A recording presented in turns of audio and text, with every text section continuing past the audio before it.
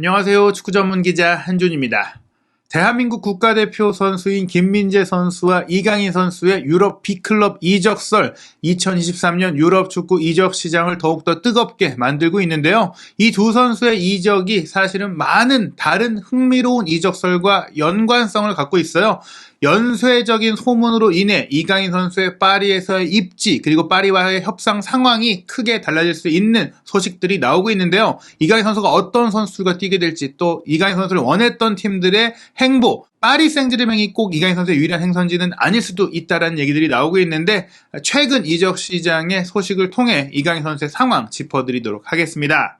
이강인 선수가 2023-2024 시즌 챔피언스 리그에 참가한 팀들 내지 프리미어리그 팀들의 관심 속에 아틀레티코 마드리드와 협상을 접고 현재는 파리 생제르맹 이적이 유력해졌잖아요. 그런데 이 파리 생제르맹은 대대적인 리빌딩을 진행하고 있고 이러한 가운데 팀의 에이스인 음바페의 잔류 여부 그리고 메시 선수가 떠난 가운데 왼발잡이 2선 에이스 플레이메이커를 찾는 과정에 베르나르도 실바의 영입을 추진하고 있는 상황도 알려졌었습니다. 사실 이강인 선수가 베르나르도 실바 선수의 백업 자원으로 들어올 것이다 이런 관측들이 있었는데 이 베르나르도 실바 선수가 파리로 가는 게 아니라 갑작스럽게 끼어든 사우디아라비아의 거액 오퍼를 수락할 것이다라는 가능성이 나오고 있어요. 이와 더불어서 울버햄튼의 주장으로 올 여름 팀을 떠나기로 결심한 후백 네베스는 뉴캐슬과 다시금 연결이 되고 있는데 어떤 이야기인지 이 상황이 어떻게 이강인 선수에게 영향을 미치는 것인지 하나하나 설명해 드리도록 하겠습니다. 우선 베르나르도 실바 선수는 전천후 2선 자원이죠. 지난 2022-2023 시즌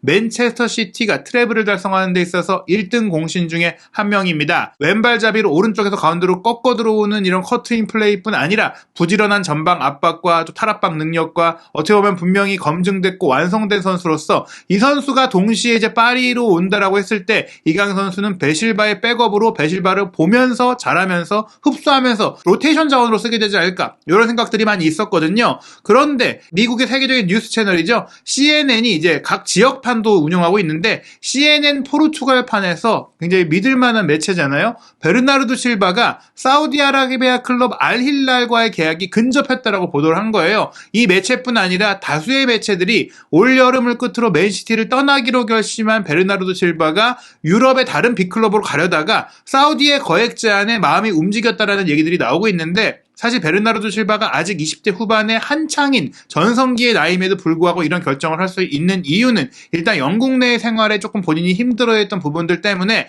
과르디올라 감독과의 관계라든지 맨시티에서의 플레이라든지 여러 면들에 대해서는 나쁜 게 없지만 생활적인 이유로 바르셀로나와 강하게 연결이 되었었는데 바르셀로나가 사실은 긴도한 선수를 영입한 것으로 거의 결정이 됐잖아요. 그러면서 이제 메시가 떠난 파리 생제르맹과 베르나르도 실바가 꽤 연결이 됐었는데 사우디에서 워낙 큰 금액을 제시하지 않았을까. 그리고 이제 베르나르도 실바도 뭐 야망이 없는 선수라고 할 수는 없겠지만 그 야망을 거의 맨시티에서 이루지 않았느냐. 유럽 프로팀에서 이룰 수 있는 모든 우승을 다 이제 경험을 했기 때문에 물론 클럽 월드컵이 남아있긴 하지만 이 클럽 월드컵은 또 사우디에 가더라도 도전할 수 있고 사우디에 가서 도전하는 게 어떻게 보면 야망의 크기에 있어서는 우승 도전을 이뤘을 때의 그 성과의 크기로 봤을 때 규모로 봤을 때는 더 클 수도 있다. 여기에 뭐 엄청난 연봉을 제시를 받았겠죠. 알힐랄 같은 경우에는 사실 리오넬 메시 선수에게 거의 연봉 4억 유로에서 5억 유로 가까운 제안을 했지만 메시 선수가 결국 이를 마다하고 미국 메이저리그 클럽인 인터 마이애미로 가면서 이선의 해결사를 찾고 있고 테크니션을 찾고 있는데 지금 후백 네베스를 영입했다라는 얘기들이 거의 나왔었잖아요. 그런데 베실바까지 온다? 물론 두 선수의 역할은 조금 달라요. 후백 네베스는 중앙 미드필드에 가깝고 베르나르도 실바는 이선의 공격 미드필드에 가까운 선수이긴 한데 어찌됐거나 지금 이따 말씀드릴 네베스의 상황까지 연결을 했을 때 지금 베실바 쪽으로 알힐랄이 돈을 모으고 있는 게 아니냐 이렇게 볼 수가 있겠습니다. 그런 가운데 맨체스터 시티 같은 경우에는 사실 이강인 선수의 에이전트인 하비에르 가리도가 지난 1월 이적 시장 기간 동안 영국 출장을 갔는데 그 가서 그 본인이 인스타그램 스토리에 방문한 팀들을 다 이제 올렸어요. 에스턴 빌라, 울버햄튼, 번리 이런 팀들이 다 이제 이강인 이강인 선수와 이적설이 있던 팀들이었거든요. 그러다가 이제 맨체스터 시티를 방문한 사실이 좀 알려졌고, 또 이강인 선수가 당시에 뭐 후아미 산체스라든지 뭐 마테오 모레트라든지 이강인 선수의 소식이나 또 스페인 라리가 상황에 정통한 기자들의 보도에 의하면 프리미어리그 빅6에 해당하는 팀 중에 한 팀도 이강인 선수에게 관심이 있다고 보도를 했거든요. 이후에 그 팀이 맨유라는 것이 뭐 전해지긴 했지만, 맨시티 역시 이제 귄도안 선수의 계약이 만료되는 상황이었고, 또 베르나르도 실바가 계속해서 본인이 좀 이적을 추진하려는 그런 상황들이 있다 보니까 빠우사가 가능한, 공을 컨트롤할 수 있고 스페인 템포로 경기를 조율할 수 있는 이런 선수를 찾다 보니까 이강인 선수를 좀 관심을 갖고 있는 게 아니냐, 뭐 이런 그 추측들이 나왔었던 거거든요. 뭐 실제로 관심이 있다고 하더라도 사실 출전 기회를 원하는 이강인 선수라든지 또 맨시티가 현재 갖고 있는 구단의 규모를 봤을 때는 이강인 선수가 연결되기 좀 어렵지 않을까 생각이 들었는데, 실제로 그래요. 이제 귄도안 선수가 바르셀로나로 자유이적을 통해서 합류할 것이 거의 이제 확실시 되고 있는 가운데, 베실바까지 떠난다면 지금 맨시티는 2명의 중앙 미드필드를 최소한 보강을 해야 되는 상태에서, 첼시를 떠나기로 한 마테오 코바치치가 거의 거피셜 수준으로 이제 맨시티에 오게 됐거든요. 코바치치 한 명으로 충분하지 않고, 코바치치도 어떻게 보면 엄밀히 따져서 로테이션 자원으로 영입을 한 거거든요. 베실바까지 떠난다면 이제 코바치치를 좀 위로 쓴다고 했을 때 뒤로 쓰면서 박스 투 박스로 쓸 수 있는 미드필더가 필요하다. 지금 맨유와 아스날이 영입 경쟁을 하고 있는 것으로 알려진 웨스트햄의 이제 데클란 라이스 선수를 맨시티도 원하고 있다는 보도들이 나왔는데, 이 보도가 믿을 수밖에 없는 이유가 세계 최고의 공신력을 자랑하는 웹진이죠. 디 애슬레틱의 데이비드 온스테인 기자가 이제 아주 상세한 내용들, 특히 이제 퍼디난드가 운영하는 유튜브 채널 5에 출연해서 이야기를 했고, 본인도 기사를 썼거든요. 데클란 라이스 영입자에 가세를 했다. 아스널이 현재 웨스트햄과 협상을 벌이고 있고 큰 돈을 지르고 있는 상태지만 옵션을 포함한 이제 9천만 파운드 수준으로 얘기가 오가고 있는데, 맨시티가 끼어들었다면 맨시티가 훨씬 더 과감하게 투자를 할 수 있지 않을까. 그리고 라이스 입장에서도 물론 아스널도 지금 굉장히 좀 떠오르고 있고 강한 모습을 보이고 있지만, 과르디올라 감독이 원한다고 했을 때는 조금 더 마음이 흔들리지 않을까, 뭐 이런 생각이 들어요. 어찌됐거나 맨시티는 이제 이강인 선수와 연결될 상황은 전혀 아니다, 이렇게 정리해드리면 될 것 같고요. 또 뉴캐슬 유나이티드도 챔피언스리그에 참가를 하면서 또 지난해부터 이강인 선수에게 관심을 가졌던 팀인데, 이 팀의 상황을 살펴보니 역시 또 이강인 선수와 연결되긴 어렵지 않나 싶습니다. 우선 AC밀란의 핵심 중앙 미드필드인 토날리 선수 영입이 거의 거피셜 수준으로 합의가 됐다는 얘기들이 나오고 있는데, 이 토날리뿐 아니라 원래 이제 네베스가 알힐랄 사우디로 가는 것이 유력하다라는 얘기가 나오기 전에 굉장히 네베스와 연결이 많이 됐었는데, 흥미롭게도 아시다시피 뉴캐슬이 바로 사우디 국부 펀드가 인수해서 운영하고 있잖아요. 근데 알힐랄도 사우디 국부 펀드가 인수해서 운영을 하고 있어요.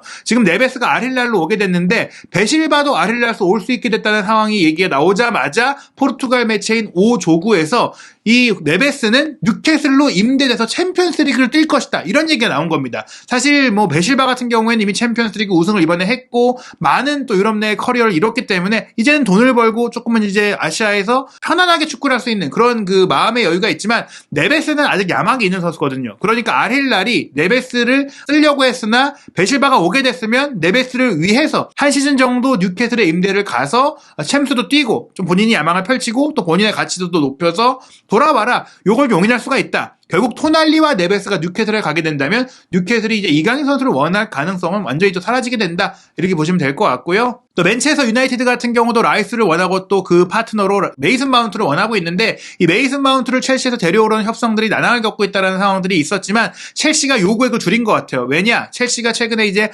골머리를 앓던 정리 선수들을 꽤 큰 금액에 사우디 쪽으로 다 이제 매각할 수 있게 되니까 맨유와의 협상이 좀 급진전이 된 거예요. 맨유는 이미 마운트와 개인 협상을 마무리한 가운데 첼시가 7천만 파운드 가까이 높은 이적료를 원하니까 맨유도 그 정도 돈으로 우리가 못 데려와 하고 이제 철회를 하려고 했는데, 첼시가 이적료를 한 6천만 파운드 정도로 좀 깎아줄 수 있다라는 상황이 되니까 다음 주 중에는 이제 맨유가 마운트를 첼시로부터 데려오는 협상을 원활하게 마무리할 수 있을 것 같다, 이런 얘기들이 나오고 있는 거거든요. 결국 이제 라이스는 어떻게 될지 모르지만 맨유도 사실 말씀드린 대로 이강인 선수에게 관심이 있다라고 마테오 모레토도 확인을 했고, 정황상 또 한국 선수를 꾸준히 박지성 선수 이후에 물색해왔던 맨유가 지금 김민재 선수까지 놓치게 됐기 때문에 이강인 선수를 또 지켜볼 가능성이 있었으나, 지금 상황으로 보자면 역시 올 여름에는 최소한 맨유가 또 이강인 선수를 위해 움직일 가능성은 없다. 차라리 말씀드리지만 프리미어리그에서 챔피언스리그를 나가는 팀들 단계에서는 이강인 선수와의 링크는 완전히 사라졌다, 이렇게 보시면 될 것 같고요. 말씀드린 대로 첼시가 이제 마운트를 좀 쉽게 좀 낮은 가격에 보낼 수 있게 된 것은 지금 뭐 하킴 지에시라든지 칼리드 쿨리발리라든지 에두아르 멘디 같은 이제 전력 외 판정을 받은 베테랑 선수들, 고액 연봉 선수들을 사우디 클럽들이 다 데려간다? 지에시는 알 나스르, 쿨리발리는 알 힐랄, 맨디는 알 아흘리로 이적이 확정적인 유력한 상태다 보니까 첼시는 굉장히 많은 또 돈을 아끼고 인건비를 절감하게 되는 그런 상황이 됐는데요. 이게 너무 이제 첼시 선수들이 거액의 일거에 사우디로 가게 되니까 최근에는 이제 사우디 국부펀드가 첼시에 지분이 없다는 것을 입증해라 이런 그 요구까지 받았다고 해요. 그럴 정도로 지금 첼시가 사우디 덕분에 좀 악성 재고를 잘 처리할 수 있게 된 상황이 됐고, 루카쿠도 사우디가 원해서 보내려고 했는데 루카쿠 본인이 유럽에 납겠다고 하면서 이것은 이제 결렬이 되는 분위기입니다. 사우디 자본은 정말 폭풍 영입을 하고 있잖아요. 인테르의 이제 마르셀로 브루조비치 요 중앙 미드필더 역시 과거 토트넘과 연결이 되기도 했었고, 또 많은 프리미어리그 팀들이 원하는 선수로 알려졌었는데 현재는 알 나스르로의 이적이 굉장히 순조롭게 협상이 진행되고 있다. 사우디로 갈 것 같다라는 얘기들이 나오고 있습니다. 다시 이강인 선수의 이적이 유력한 파리 생제르맹 쪽의 이야기로 들어가 보면, 파리 생제르맹이 지금 은바페 선수의 이적 가능성도 있다 보니까 공격수 영입이 많이 연결이 되기도 했었잖아요. 은바페 선수가 남는다고 하더라도 사실 은바페 선수는 최전방 공격수가 아니라 왼쪽 윙포워드로 뛰는 것을 선호하기 때문에 다른 이제 9번 공격수가 오기를 원했어요. 그 중에서도 본인이 이제 친한 사이인 콜로무아니 영입을 좀 원했던 바가 있는데, 이 콜로무아니는 좀 어려워진 가운데 마르키스 튀랑이라는 또 다른 프랑스 대표 공격수와 협상이 좀 진행된 것으로 알려졌거든요. 하지만 레키프의 보도에 따르면 마르키스 튀랑은 올여름에는 파리에 오지 않는다, 협상이 결렬됐다라고 합니다. 그러면서 현재 튀랑 같은 경우에는 AC 밀란으로의 이적이 유력하다라는 얘기들이 나오고 있는데요. 파리 생제르맹이 협의는 했지만 튀랑을 데려오지 않기로 결정한 배경에는 아마 결국엔 은바페가 남는 상황이 됐기 때문이 아닐까 싶어요. 튀랑 같은 경우도 사실은 최전방을 볼 수는 있지만 이 선수도 기본적으로 측면을 기반으로 측면과 정발을 오가는 은바페 약간 성향이 있는 선수거든요. 물론 구체적인 능력과 장점은 다르다고 하더라도 은바페와는 조금 겹치는 부분이 있는 선수예요. 은바페가 남을 경우에는 굳이 튀랑을 데려오기보다는 다른 정통 9번 공격수에 돈을 더 쓰는 게 낫다, 이렇게 판단할 수가 있는 것인데, 물론 지금 일부 매체 치링기토도 그렇지만 은바페의 레알 마드리드가 엄청난 이적료를 제시할 수 있다, 이런 보도들이 나오고 있지만 한준TV가 함께 협업하고 있는 카데나 코페의 미겔 앙헬 디아스 기자도 현재로서는 레알 마드리드가 그만한 돈이 없기 때문에 진행되지 않을 것이다라고 보도를 했고, 스페인의 또 다른 유력 매체인 카데나 세르 같은 경우에도 루이스 에니케 감독과 이제 취재를 한 것 같아요. 루이스 에니케 감독이 파리에 부임을 할 건데 은바페가 남을 것이다라는 얘기를 들었다고 해요. 물론 아주 중요한 큰 제안이 온다면 보낼 수 있겠지만, 그게 아니라면 지금 남겠다라는 의지를 보이고 있는 은바페를 굳이 나가도록 압박하진 않을 것이다. 은바페 본인이 2024년 여름까지 파리에 남겠다라고 선언을 한 상태잖아요. 다만 그럴 경우 은바페가 연장 계약을 안 하기로 했기 때문에 파리 생제르맹이 자유계약으로 은바페를 풀어줘야 하는데, 지금 상태에서 거액의 오퍼가 오지 않는다면 싼 값에 보낼 수는 없으니까 그냥 1년 쓰고 상황을 보겠다, 이렇게 될 수도 있는 가능성이 있어요. 즉 은바페가 남을 가능성이 계속해서 제기되고 있고, 이강인 선수와 은바페가 함께 뛸 가능성이 제기되고 있는데, 이럴 경우에는 정통 9번에 돈을 투자하는 게 낫다. 오시멘 선수가 다시 한번 파리 생제르맹 과 강하게 연결이 되고 있는데, 나폴리의 데 라우렌티스 회장이 최근에 이런 인터뷰를 했어요.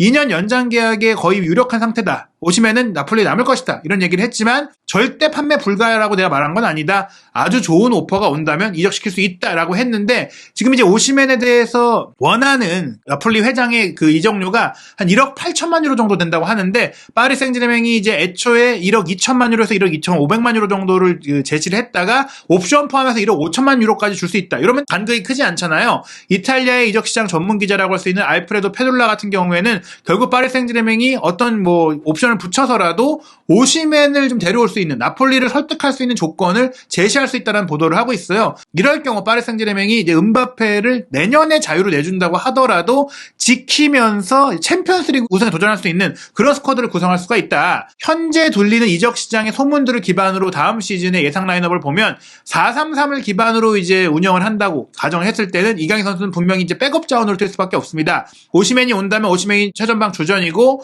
또 은바페가 왼쪽, 아센시오가 오른쪽에 뛰게 되는데, 이강인 선수는 아센시오와 은바페의 이제 로테이션 자원으로 뛰게 되겠죠. 네이마르 선수를 주황색으로 표기한 이유는 네이마르 선수가 남을 경우에는 또 여기에 측면에 주전 경쟁이 더욱 치열해질 텐데, 네이마르 선수가 아직까지도 이적 가능성이 있기 때문이고, 파리 생제르맹은 좀 정리하고 싶어하는 상황이기 때문이고요. 중앙 미드필드 라인은 우가르테가 합류한 가운데 파비안 루이스, 비티니아, 솔레르, 다닐루 페레이라 등이 있는데, 베라티가 있긴 하지만 베라티도 이적 가능성이 제기되고 있기 때문에 저희가 주황색으로 표기를 했고요.